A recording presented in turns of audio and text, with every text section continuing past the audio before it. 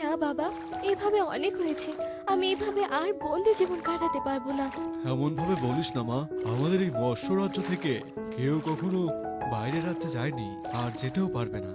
না মহারাজ, আমাদের কন্যা নীলা অনেক বুদ্ধিমতী। ও কোনো বিপদে পড়লে ঠিক ঠিক বের হয়ে আসতে পারবে। কিন্তু না বাবা, কোনো কিন্তু না। আমি তো আগেই বলে রেখেছি, আমার বয়স যখন 18 হবে তখন আমি বিভিন্ন দেশ বিদেশ ঘুরে বেড়াবো। আমি আমি কালই বেরিয়ে পড়তে চাই বাবা। ঠিক আছে, তোমরা দুজনেই যখন এত করে বলছো তখন আমি আর কি বলবো। সাবধানে যাবি মা, আর খুব তাড়াতাড়ি বাড়িতে ফিরে আসবি। ঠিক আছে বাবা। না, তোগুলো লইয়া আর পারি না। চেহারাতে কোনো চকচকানি নাই, খালি গান্ডে পেন্টে গিলে আমার অন্ন ধ্বংস করা। আর তোগো তো কেউ কিনবারও চায় না। কি হে লাবু মশাই, কি খবর? ও রবিন বাবু, কি খবর? কেমন আছেন?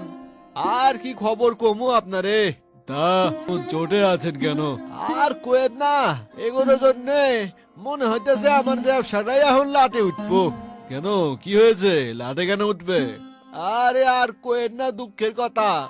যে কাজই করবে যাই খালি ধরাই খায়। এর আগে ভাবলাম মুদির দোকান দেবো, সবাই যে ভালো মানুষ ভাইবা আমি বাকি দিলাম, কিন্তু পরে আর কেউ টাকা ফেরত দিল না। আবার ভাবলাম সবজি চাষ করব, কিন্তু তাতেও লাভের চেয়ে লোকসানটাই বেশি হইলো। এই কথা?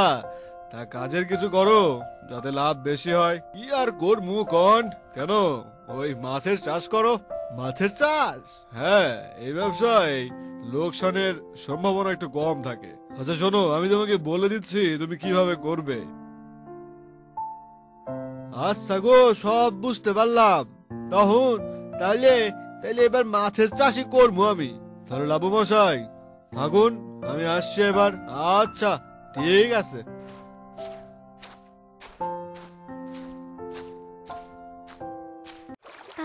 চারপাশ কত সুন্দর, আর একটু ঘুরে দেখি।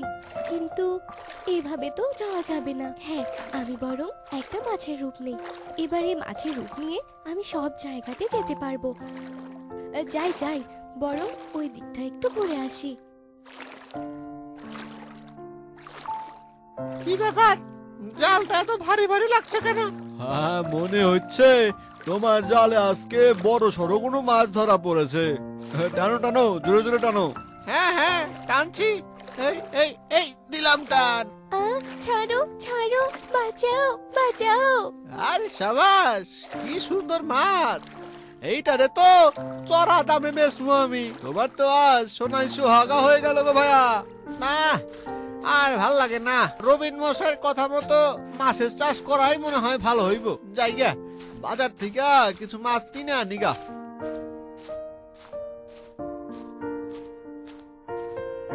এই, তোমার কাছে মাছ হইব চাষ করার জন্য? না বাবু, আমার কাছে তো চাষ করার মতন চারা নেই, কিন্তু এই যে ডিমওয়ালা মাছ আছে। না না না না না না, ছোট ছোট মাছ কেনার থেকে আমি বরং কয়টা ডিমওয়ালা মাছই কিনে নিয়ে যাই, এটাই ভালো হইব বেশি। কি ভাবছেন বাবু, মাছ কি কিনবেন না? আরে না না, কিনবো তো। ডিমওয়ালা মাছের কথা কইতেছিলে না? কই দেখি তোমার ডিমওয়ালা মাছ কোনখানে? এই যে দেখুন, কত ডিমওয়ালা মাছ। এইগুলো কাটলে অনেক ডিম হবে। তা আমাকে 5টা বেশ ভালো ডিমওয়ালা মাছ দাও তো। এই যে নিন, এই যে 5টা ডিমওয়ালা মাছ। তোরা আজকে থেকে এইখানেই থাকবি, বুঝলি? তারপর তোরা ডিম পারলে তোকে ডিম থেকে যে বাচ্চাটা হইব, সেই বাচ্চাতে আমার পুকুরটা ভইরা উঠবো। আহা, সেই দিনগুলোর কথা মনে পড়লে কি যে আনন্দ হইতাছে আমার। থাক তবে, তোরা এইখানেই থাক। এই যে এই বোকা লোক, দাঁড়ান। এই এই, কেডরে কেডরে আমারে বোকা লোক কইলো? কেডরে একবারে একবারে থাপ্পড় দিয়ে কানসি মানসি ফাটালামু। আমি গো আমি। কোথায়? কাউরে তো দেখতে পাইতেছি না। আরে আরে বোকা লোক, পুকুরে তো এইমাত্র আমাকে ছাড়লে, আর আমাকে দেখতে পাচ্ছ না? আমি নীলা বলছি গো। ও মা গো, এ দেহি কথা ক মাছ। এরম মাছ তো আগে কোনোদিন দেখি নাই। আরে আমি হলাম নীলা, এই সমুদ্রের মাঝখান থেকে ওই দুষ্টু জেলে আমাকে ধরে এনেছে। আচ্ছা আচ্ছা, বুঝলাম। আমি তোমার এনে কোনো কষ্ট হইবার দেব না।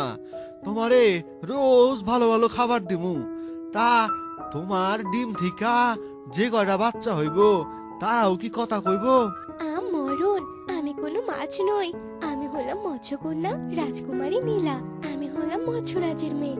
এই দেখো আমার আসল রূপ। ও মা গো মা, কি সুন্দর, কি সুন্দর! তা তুমি এখানে কেমনে আইলা? ওই চালাক জেলেটা তোমাকে বোকা বানিয়েছে।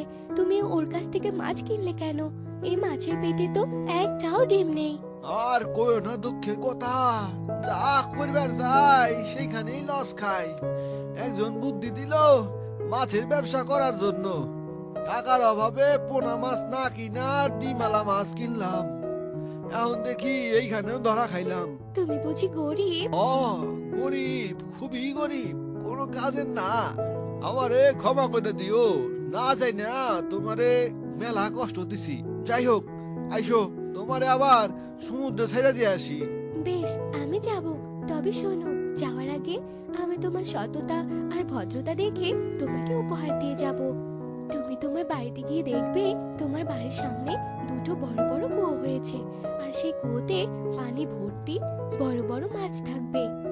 তুমি রোজ রোজ সেই কুয়ো থেকে যত মাছ ধর না কেন, তোমার কুয়োর মাছ কখনো শেষ হবে না। সত্যি? তুমি সত্যি কইতেছো?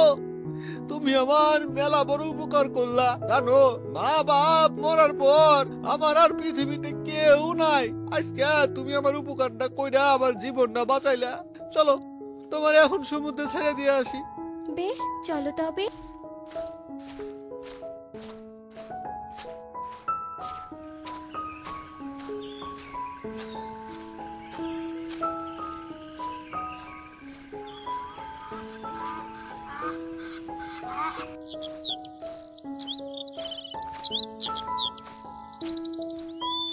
অমন করে না, কিছু ডিম মেশিনেও ফোটায়। আমাদের ডিম থেকে বাচ্চা হওয়ার পর ওরাও একদিন আমাদের মতো ডিম দেয়। এটা কোনো জীবন হলো? ডিমগুলো যখন ফুটাবে তখন আমাদের কাছে দিলে কি হয়? না হয় বাচ্চাগুলোর তো একটু মুখ দেখতে পেতাম। মেশিনে ডিম ফোটালে নষ্ট হওয়ার সম্ভাবনা কম থাকে, আর একসাথে ডিম ফোটাবে বলে আমাদের কাছে ডিমগুলো নিয়ে নেয়। আরে তুই মুরগি হয়ে এত কিছু জানিস কি করে? আমি তো জন্মের পর খামারে বন্দি হইনি। আমি আমার মালিকের অনেক প্রিয় মুরগি ছিলাম, আর তার সাথে খামারে কি করা হয় সবটাই দেখেছি। সবগুলো মুরগির ডিম নেওয়া তো প্রায় শেষ। এখন শুধু এই 3টে মুরগির ডিম নেওয়াই বাকি আছে। খামারে তো আমাদের ডিম নিয়ে চলে গেল। ভালো থাকিস বাচ্চারা। ওই তো খামারি চলে এসেছে আমাদের দুধ নেওয়ার জন্য। মনে হয় আমাকে খাবার দেওয়ার জন্য এসেছে। তোর তো শুধু খাই খাই অভ্যাস। এত বড় গরু হয়েছিস, এখনো বাচ্চা দেওয়ার কোনো নামগন্ধ নেই। আর কি না, সারাদিন শুধু খাই খাই। আজ বেশ ভালোই দুধ পেয়েছি, কিন্তু এই গরুটার যে কি হয়েছে তা তো আমি কিছুতেই বুঝতে পারছি না। সেই কবে থেকে ওর বাচ্চা আর দুধ নেওয়ার জন্য অপেক্ষা করছি, কিন্তু এখনো তো দেখছি এর কোনো খবরই নেই। ওকে কি ডাক্তার দেখাবো নাকি অন্য কারো কাছে বিক্রি করে দেব? শুনলি তো খামারি কি বললো? তোকে নাকি বিক্রি করে দেবে। কদিন পর তো তোকে দোকানে ছুটতে দেখা যাবে। পরের দিন তপু গরুগুলোকে বাইরে বের করলো গোসল করার জন্য। ঠিক তখনই মুরগির একটা ডিম ঝুড়ি থেকে পড়ে গরুর ঘরের সামনে সেই খড়ের উপর গিয়ে পড়লো, আর মুরগিরা সেটা খেয়াল করলো। ওই দেখ, আমাদের একটা ডিম পড়ে গিয়েছে। খামারে এখনো দেখিনি। চল আমরা গরুগুলোকে বলি আমাদের কাছে ওই ডিমটা দেওয়ার জন্য। হয়তো আমরা একটা বাচ্চার মুখ দেখতে পারবো। কিন্তু গরুগুলো কি আমাদের কথা শুনবে? বলেই দেখি না কি হয়। এই যে, কথা শুনছো? কি হয়েছে? আমাকেই ডাকছো নাকি? হ্যাঁ, তোমাকেই ডাকছি। দেখো, তোমার সামনে একটা ডিম পড়ে আছে। ওই ডিমটা একটু আমাদেরকে দিয়ে যাও না, আমরা অনেক খুশি হব। তোমাদের খুশি হওয়া দিয়ে আমার কি? আমি পারবো না কোনো আদেশ মানতে। এমন করছো কেন আমাদের সাথে? সামান্য একটা কাজ করে দিলে কি হবে? আমার ইচ্ছে নেই তাই। তোমরা তো আমাকে বেশ জ্বালাচ্ছ দেখছি। সামান্য একটা ডিম নিয়ে তোমাদের এত মাথা ব্যথা? এই ডিমই আর রাখবো না আমি। এই কথা বলে গরুটি তার পা দিয়ে পাড়া দিয়ে ডিমটা ভেঙে ফেললো। ডিমটা আমাদের সামনে এভাবে ভেঙে ফেললে তুমি? তোমার মনে কি কোনো দয়া মায়া নেই? না নেই। আমার সামনে আরো বকবক করতে আসলে তো তোমাদের সামনে সবগুলো ডিম ভেঙে ফেলবো আমি। আমাদের সাথে আমার খারাপ ব্যবহারের শাস্তি তুমি একদিন পাবে। যাও যাও যাও, তোমাদেরকে ভয় পাই নাকি আমি? মুরগির দয়ে কখনো গরু মরে না। খামারি সব গরুগুলোকে গোসল করানো শেষে তাদেরকে নিয়ে আবারও খামারে ফিরে গেল। আর মুরগিরা সবাই মিলে সিদ্ধান্ত নিল কিভাবে গরুটাকে শায়েস্তা করা যায়। আমাদের সাথে এমন আচরণ করার জন্য ওর একটা শিক্ষা হওয়া উচিত।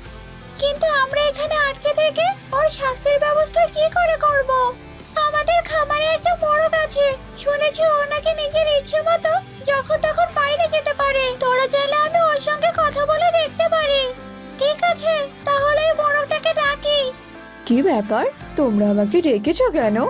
তোমার তো ইচ্ছে মতো তুমি যখন তখন বাইরে যেতে পারো, কিন্তু এখানে তাহলে আটকে আছো কেন? কে বলেছে আমি এখানে আটকে থাকি? আমি তো এখানে নিজের ইচ্ছেই থাকি। পেট পুরে এখানে দুবেলা খেতে তো পারছি। আর সবচেয়ে বড় কথা, আমার আশেপাশে এখানে কত সুন্দর সুন্দর মুরগি। তাহলে আমি শুধু শুধু এই জায়গা ছেড়ে কেন যাব? শোনো তাহলে, তোমাকে কেন ডেকেছি? ওই গোলঘরের একটা গরুকে শায়েস্তা করতে হবে। তোমাদের সাহায্য করলে আমি কি পাবো?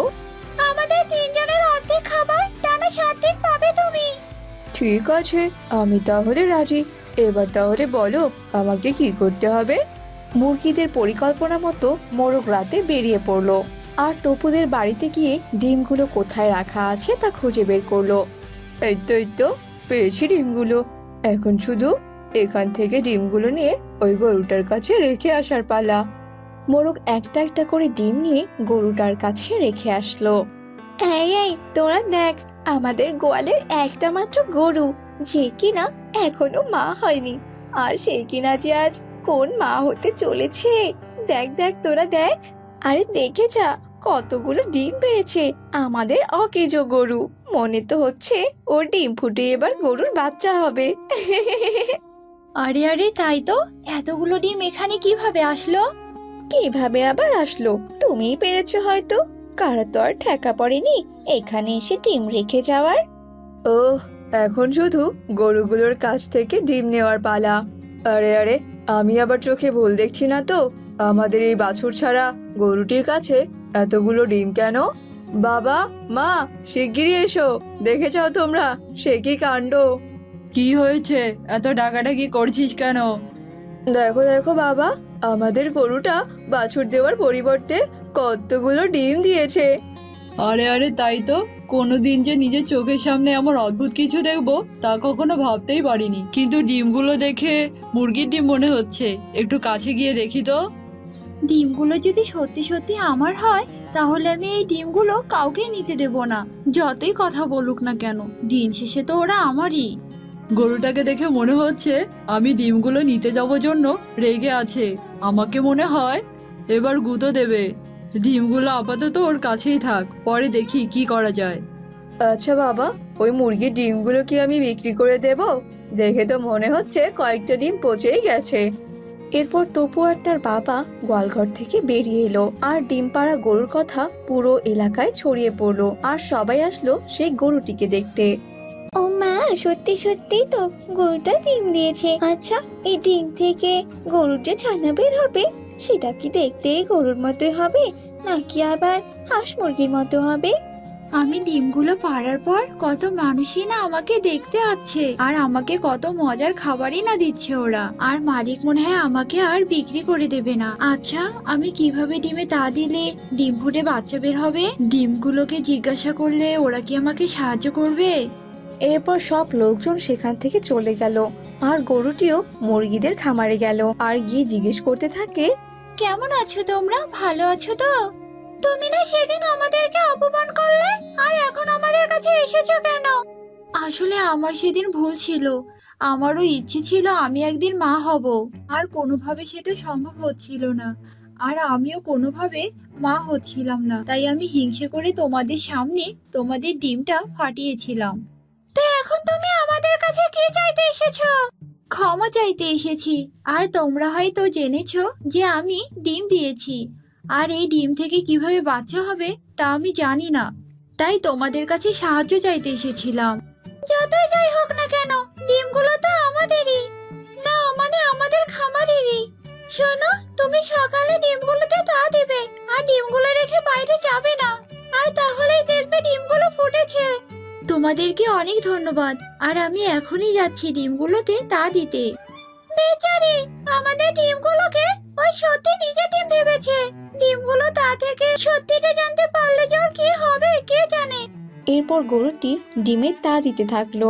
আর পরের দিন সকাল হতেই সবাই দেখতে পেল যে ডিমগুলোর আকার কিছুটা বড় হয়েছে। মুরগিগুলোর কথা ঠিক হয়েছে। আমি ডিমে তা দেওয়াতেই একদিনে ডিমগুলো কত বড় হয়ে গেছে। কদিন পরেই আমার বাচ্চাগুলোর মুখ দেখতে পারবো আমি। আরে আরে, গরুটার ডিম তো একদিনে কত বড় হয়ে গেছে। তার মানে বুঝি সত্যি সত্যি এই ডিমে গরুর বাছুরই আছে। তপু যখন এসব কথা বলছিল তখন সেখানে মোরগটি চলে আসে আর তপুকে সব সত্যিটা বলে দেয় যে কি করে মুরগিগুলো তাদের প্রতিশোধ নিয়েছে। আর সব শুনে তপু তো ভীষণ অবাক হয়ে যায় আর গরুটাও অনেক কষ্ট পায়। কি, তার মানে কি না আমরা সবাই ভুল ভেবেছিলাম এই গরুর ডিমে কোনো বাছুর নেই, এগুলো মুরগির ডিম? হায় হায় হায় রে। তাহলে আমিও এতদিন ভুল বুঝেছি। এই মুরগিগুলো আমার সাথে এমনটা খারাপ করতে পারলো। আমি আর কখনো মা হতে চাই না। আমি যেমনটা আছি তেমনটাই ভালো। ঈশ্বর আমাকে এভাবেই অনেক ভালো রেখেছেন। তবে মুরগিগুলো আমার সাথে এমনটা করে ঠিক করেনি। আসলে ভুলটা আমারই। আমি যে কেন এই গরুটাকে বিক্রি করতে চেয়েছিলাম কে জানে। আমার জন্যই ওর মনে অনেক কষ্ট জমেছে। না না, আমি আর এই গরুটাকে বিক্রি করব না। ও বাছুর দেখ কিংবা না দেখ, ও আজ থেকে আমার খামারেই থাকবে।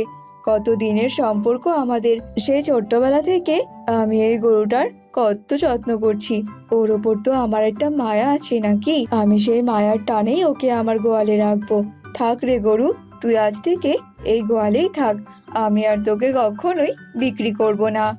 তপুর মুখে এসব কথা শুনে গরুটি অনেক খুশি হয়ে যায় আর তারপর থেকে গরুটি তপুর গোয়ালেই থাকতে শুরু করে। আর এইদিকে মুরগিরা তাদের এমন কাজের জন্য ভীষণ অনুতপ্ত ছিল। তারা তাদের ভুলও বুঝতে পারে। কারণ রাজেশের স্ত্রী পিয়ালি ছিল গর্ভবতী। আর দেখতে দেখতে হঠাৎই একদিন পিয়ালি একটি কন্যা সন্তানের জন্ম দেয়। কিন্তু পিয়ালির মেয়েকে দেখে রাজেশ আর সরলা মোটেও খুশি ছিল না। হায় হায় বৌমা, তুমি কিনা শেষমেশ একটা মেয়ের জন্ম দিলে। আমার ছেলে রাজেশ এত টাকা পয়সা খরচ করে বিদেশ থেকে আসলো আর তুমি তাকে একটা মেয়ের মুখ দেখালে।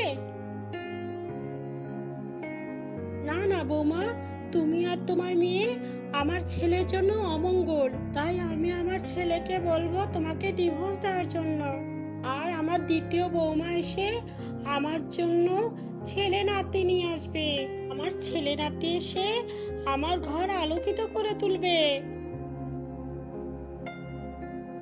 সরলা তার কথা মতো তার ছেলের দ্বিতীয় বিয়ে দেয় আর ঘরে দ্বিতীয় বউ নিয়ে আসে। আর এরপর থেকে পিয়ালির দুঃখের জীবন শুরু হয়। এই যে মহারানী, তাড়াতাড়ি মেয়েকে নিয়ে এই ঘর থেকে বেরিয়ে যান আর ঘরটা খালি করে দিন। আজ থেকে আমার ঘরে আমার নতুন ছেলে বউ থাকবে, বুঝলে? এসব আপনি কি বলছেন মা? এটা তো আমার স্বামীর ঘর। এই ঘর থেকে বের হয়ে গেলে আমি কোথায় থাকবো? এই বাচ্চা মেয়েটাকে কোথায় রাখবো আমি? না মা, আমি কিছুতেই এই ঘর থেকে বের হয়ে যাব না। এই নির্লজ্জ, তোর কথাতে কাজ হবে না দেখছি। এটা কি একাই তোর স্বামীর ঘর নাকি? এটা আমার ছোট বৌমারও স্বামীর ঘর। এই ঘর থেকে তুই এক্ষুনি বের হয়ে যা। আর ছোট বৌমার তো এই ঘরে থাকার অধিকার আছে। তুই তোর মেয়েকে নিয়ে কোথায় যাবি যা, আমার দেখার কোনো বিষয় নেই। বাড়ির পিছনে যে আমাদের পরিত্যক্ত টয়লেটটা আছে তার কাছে গিয়ে থাকলে থাক, যা। এই ঘরে তোর আর থাকা হবে না। এসব কথা বলে সরলা তার বৌমা পিয়ালিকে ঘর থেকে বের করে দেয়। আর পিয়ালি অসহায় হয়ে সেই পরিত্যক্ত টয়লেটে এসে আশ্রয় নেয়।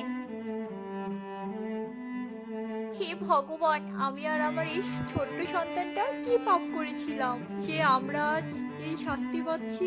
আজ আমরা মা মেয়ে যে আশ্রয়হীন হয়ে গেলাম ভগবান। এবার আমি আমার মেয়েটার মুখে কি তুলে দিব, আর নিজেই বা চলবো কি করে? এসব ভেবে পিয়ালি খুব দুশ্চিন্তায় পড়ে যায় আর সে টয়লেটে থাকতে শুরু করে। পিয়ালি তার মেয়ে না খেয়ে 2 দিন কাটিয়ে দেয়। পিয়ালির বাচ্চা মেয়েটি খিদের জ্বালায় অনবরত কাঁদতে লাগছিল, আর এমন কান্নার আওয়াজ শুনে সরলা বিরক্ত হয়ে যায় আর রেগে পিয়ালির কাছে আসে। এই, তোদের জ্বালায় কি আমরা শান্তিতেও থাকতে পারবো না নাকি? সেই কখন থেকে তোর মেয়ে প্যান প্যান করে কাঁদছে, আর এই কান্নার শব্দে তো শান্তিতে বাড়িতেও থাকতে পারছি না। তাড়াতাড়ি তোর এই মুখপুরি মেয়ের কান্না থামা বলছি, নয়তো তোদের এই টয়লেটেও আমি থাকতে দেব না, এই বলে দিলাম। এসব বলে সরলা পিয়ালিকে শাসিয়ে সেখান থেকে চলে যায়। আর পিয়ালি খিদের জ্বালে এতই ক্লান্ত ছিল যে সেখানে সে ক্লান্ত হয়ে শুয়ে পড়েছিল। আর পিয়ালির বাচ্চা মেয়েটা এক নাগাড়ে কেঁদেই যাচ্ছিল। কিন্তু হঠাৎই টয়লেট থেকে একটা পরী বেরিয়ে আসে, আর পরী জাদু করে ফিডার নিয়ে আসে আর পিয়ালির বাচ্চাটাকে খাওয়াতে থাকে। আর এ দেখে পিয়ালি অবাক হয়ে যায়। অবাক হও না, আমি ইচ্ছে পড়ি। আমি আগে খুব খারাপ ছিলাম। আমি পরিলোকের সব পরিদের সাথে খুব খারাপ আচরণ করতাম। আমি খুব বদমেজাজি ছিলাম, আর তাই পরিলোক থেকে পরিরানী আমাকে তাড়িয়ে দিয়েছে। আর তখন থেকে আমি টয়লেটে বাস করছি, আর এখানে বসবাস করার পর থেকে আমি আমার ভুলগুলো বুঝতে পেরেছি। নিজের ভুলগুলো বোঝার পর আমি আমার ভুলগুলো শুধরেও নিয়েছি। আমি আর পরিলোকে ফিরে যাইনি। আর এখানে থাকার সময় আমি ভেবেছিলাম আমি এই পৃথিবীতেই থাকবো আর অসহায়দের সাহায্য করব। আর অবশেষে আজকে আমি এই সুযোগটা পেলাম, তাই তোমাদেরকে সাহায্য করার জন্য এগিয়ে এলাম। এসব বলে ইচ্ছে পড়ি পিয়ালির জন্য খাবার এনে দেয়, আর পিয়ালি সেসব খাবার খায়। আর পরীর সাহায্যে পিয়ালি সেখানে পরীর সঙ্গে থেকে সুখে শান্তিতে বসবাস করতে থাকে। কিন্তু সরলা এই ব্যাপারে কিছুই জানতে পারে না। এদিকে সরলার দ্বিতীয় বৌমা বাণীও গর্ভবতী হয়, আর বাণী গর্ভবতী হওয়ার পর সরলা তো ভীষণ খুশি হয়। এই যে হতভাগী, শোন, আমার দ্বিতীয় বৌমাও এখন গর্ভবতী হয়েছে, আর খুব শীঘ্রই আমার বৌমা আমাদের ঘরে ফুটফুটে ছেলে সন্তান নিয়ে আসবে, আর সেই ছেলে সন্তানই আমাদের বংশ আলোকিত করবে। এসব বলে সরলা পিয়ালিকে খোঁটা দিয়ে সেখান থেকে চলে যায়। আর শাশুড়ির এসব খোঁটা শুনে পিয়ালি অনেক কষ্ট পায় আর কাঁদতে থাকে। আর পিয়ালির কান্নার শব্দে পরী সেখানে আবারও প্রকট হয়। কি হয়েছে বোন, তুমি এমন কাঁদছো কেন? তোমার কি কোনো সাহায্যের দরকার, নাকি কেউ তোমাকে কিছু বলেছে? বলো আমাকে। এরপর পিয়ালি তার শাশুড়ির ব্যাপারে পরীকে সবকিছু খুলে বলে। আর এসব শুনে ইচ্ছে পরী ভীষণ ক্ষেপে যায়। কি, তোমার শাশুড়ি এখনো ভালো হয়নি? তোমার সঙ্গে এখনো অত্যাচার করে? এত নোংরা জায়গায় রেখে তার এখনো শান্তি হয়নি? লজ্জার শাশুড়িকে একটা উচিত শিক্ষা দিতেই হয় দেখছি। তোমার শাশুড়ির অতিরিক্ত আশার মাথায় এবার আমি জল ঢালবো। তুমি শুধু দেখতে থাকো। তোমার শাশুড়ির এমন অবস্থা করব যে তোমার শাশুড়ি তোমাকে ঘরে তুলে নেবে। এসব বলে ইচ্ছে পরী সেখান থেকে অদৃশ্য হয়ে যায়। আর ইচ্ছে পরীর কথা মতো পিয়ালি অপেক্ষা করতে থাকে। এভাবে দেখতে দেখতে বেশ কয়েক মাস কেটে যায়। আর হঠাৎই সরলার বউ বাণী একটি কুকুর সন্তানের জন্ম দেয়। ছোট বৌমা, এ তুমি কি সর্বনাশ করলে? কোথায় তুমি আমার বংশের প্রদীপের জন্ম দিবে, না দিয়ে তুমি এটা কিসের বাচ্চা জন্ম দিলে? হায় ভগবান, এ তো আমার স্বপ্নে পুরো জল ঢেলে দিল। সরলা চিৎকার করে কাঁদতে শুরু করে। আর সরলার এমন কান্নার আওয়াজ শুনে পিয়ালি তার বাচ্চাকে সেখানে নিয়ে যায়। আর পিয়ালি বাণীর কোলে কুকুরের বাচ্চা দেখে সবটা বুঝতে পারে। আর পিয়ালি ভালো করে বোঝে এটা ইচ্ছে পরীর কেরামতি। তুমি আমায় ক্ষমা করো বৌমা, মেয়ে সন্তান জন্ম দেয় আমি তোমার সাথে কত খারাপ ব্যবহার করেছি, তোমার প্রতি কত অন্যায় অত্যাচার করেছি, কত কথা শুনিয়েছি। কিন্তু আজ আমি আমার নিজের ভুলটা বুঝতে পেরেছি বৌমা। আমি আজ বুঝতে পেরেছি, ছেলে হোক আর মেয়ে হোক, সন্তান তো সন্তানই। আমার সন্তান মেয়ে হলেও এই কুকুরের বাচ্চার থেকে অনেক উত্তম। আর তাই আজ থেকে আমি তোমার এই মেয়েকে মেনে নিলাম। আর আজ থেকে তোমাকে আর টয়লেটে থাকতে হবে না বৌমা। আজকে থেকে তুমি এই বাড়িতেই থাকবে ছোট বৌমার মতো। আর এই যে ছোট বৌমা, তুমি তোমার কুকুরের ছানাকে নিয়ে এখান থেকে বেরিয়ে যাও বলছি। না মা, আপনি ছোটকে এই বাড়ি থেকে তাড়িয়ে দিবেন না। ও আমার মতো ও সন্তানকে নিয়ে এই বাড়িতেই থাকবে। বড় বউয়ের কথায় তখন তার শাশুড়ি রাজি হয়। এরপর থেকে তারা সবাই সেখানে সুখে শান্তিতে দিন কাটাতে থাকলো। সাপটা আসে এক গেরস্তের বাড়িতে। আরে আরে, এই গাভীর গাছে তো বেশ কিছু দুধ পড়ে আছে। মনে হচ্ছে এই গাভীর বাটে অনেক দুধ আছে। আমার তো অনেক ক্ষুধাও পেয়েছে। এসব বলে সাপ গাভীর বাট থেকে দুধ খায়। আহ, বেশ সুস্বাদু আর মিষ্টি দুধ তো। খেতে আমার বেশ দারুণ লাগছে। আরে আরে, কে কে দুধ খাচ্ছে? আরে আরে, এই তো দেখছি একটা সাপ। আরে এই সাপ, তুই এভাবে দুধ চুরি করে কেন খাচ্ছিস? হ্যাঁ, যা যা এখান থেকে, যা বলছি। আমি কিন্তু এক্ষুনি মালিককে ডাকবো। তুই তোর মালিককে ডাকবি? তবে ডাক, আমি আমার পেশটাতে তোকে এক্ষুনি দংশন করে পালিয়ে যাব। যদি তুই মরতে না যাস তাহলে একদম চুপচাপ থাক। আমাকে যে এক্ষুনি সাপের কথা মানতেই হবে, নইলে সাপ যে আমাকে ওর বিষাক্ত দাঁত দিয়ে ছোবল দেবে। তারপর তো আমি মরেই যাব। গাভী আর কোনো কিছুই বলে না। এরপর সাপটার তৃপ্তি মতো দুধ খেয়ে সেখান থেকে চলে যায়। হ্যাঁ গো, তোমার তো দেখছি কোনো কাণ্ডজ্ঞানই নেই। বেলা গড়িয়ে গেছে আর তুমি কিনা এখনো পড়ে পড়ে ঘুমোচ্ছ। আহা গিন্নি, তুমি এভাবে চেঁচাচ্ছ কেন বলো তো? আমাকে একটু শান্তি মতো ঘুমোতে দাও তো। যাও এখান থেকে, আর আমাকে একটু শান্তি করে ঘুমোতে দাও। ও, তার মানে তুমি এখন ঘুমাবে, তাই তো? দাঁড়াও, তোমার ঘুমানো আমি বের করছি। এরপর রাগিনী এক বালতি পানি এনে বিনোদের শরীরে ঢেলে দেয়। গিন্নি গিন্নি, আমাদের ঘরের চাল ফুটো হয়েছে গো। চাল যে ভেঙে গেছে, সব বৃষ্টির জল যে আমার শরীরে পড়েছে। এ কি, বৃষ্টি কোথায়? বৃষ্টি তো নেই, তাহলে আবার আমার শরীরে জল পড়লো কোথা থেকে? কোথা থেকে আবার? এই যে আমার হাতে থাকা বালতি থেকে জলগুলো সোজা তোমার মুখে পড়েছে গো। তুমি আমার এত ভালো ঘুমটা একদম নষ্ট করে দিলে। কত সুন্দর স্বপ্ন দেখছিলাম। ওগুলো স্বপ্ন নাকি দুঃস্বপ্ন তা তোমার কাছে রাখো। এই নাও বালতি, যাও গিয়ে দুধ দহন করে নিয়ে এসো। সেগুলো আবার বাজারে বিক্রি করতেও যেতে হবে। সকাল বেলা কিনা হাতে বালতি ধরিয়ে দিলে, বউ তো নয় যেন বাঘিনী। হ্যাঁ হ্যাঁ, আমি শুধু বাঘিনী নই, আমি রাগিনী। বাবা মার দেওয়া নাম আমার। যাও তো এখন। বিনোদ বালতি নিয়ে দুধ দহন করতে আসে, কিন্তু এক ফোঁটাও দুধও বের হয় না।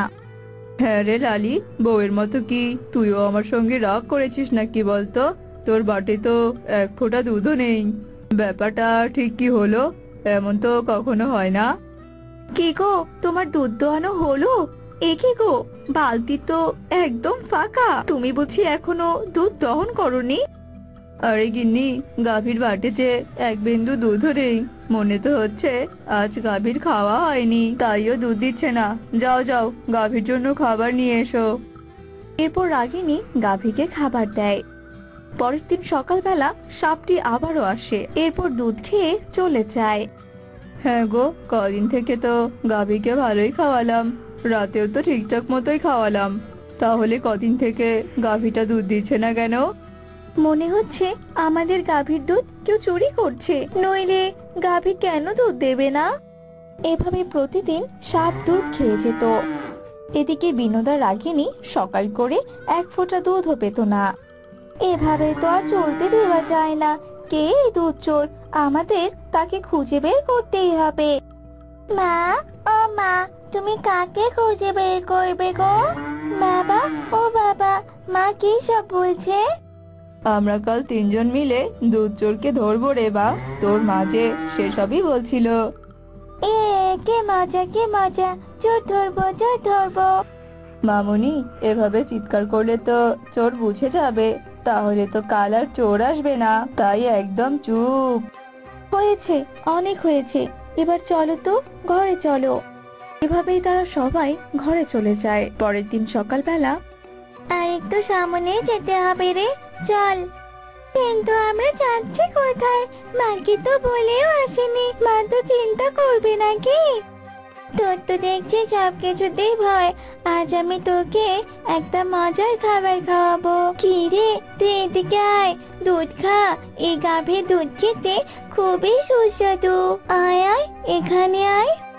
কিন্তু তুই তো দুধ চুরি করে খাচ্ছিস, তুই জানিস না চুরি করা মহাপাপ? মা বলেছে আমাদের সঙ্গে যদি কেউ কোনো অন্যায় না করে তবে তার কোনো ক্ষতি করাও ঠিক নয়।